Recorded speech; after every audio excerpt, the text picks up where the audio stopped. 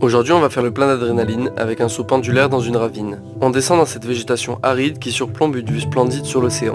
Pour l'instant, on ne ressent pas trop la pression, mais ça va changer quand on arrive avec l'équipe de pendulaires et Getsa Couillon. Eux, ils sont habitués à équiper et à sauter des pendulaires éphémères, mais pour moi, ça sera une première. On est à la ravine de 3 bassins, 100 mètres au-dessus du vide. 2 grandes cordes traversent le gouffre et viendront supporter l'impact du saut.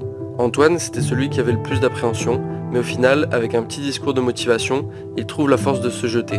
Toute l'équipe motive le sauteur et ça suffit pour se lancer. C'est parti pour une grosse accélération sur 60 mètres de chute libre, et quand je vous dis que ça accélère fort, il suffit de voir à quelle vitesse on s'éloigne de la falaise ou à quelle vitesse on se rapproche du sol. Une fois suspendu, c'est Thibaut qui fait descendre la corde pour qu'on touche le sol, mais en attendant ça tourne fort. C'est à mon tour d'y aller et je profite de toutes les sensations, même du petit coup de stress du vide. Je regarde au loin et je me lance. Quand je regardais les autres, ça avait l'air de durer moins longtemps, mais une fois dedans, j'ai bien le temps de profiter des sensations.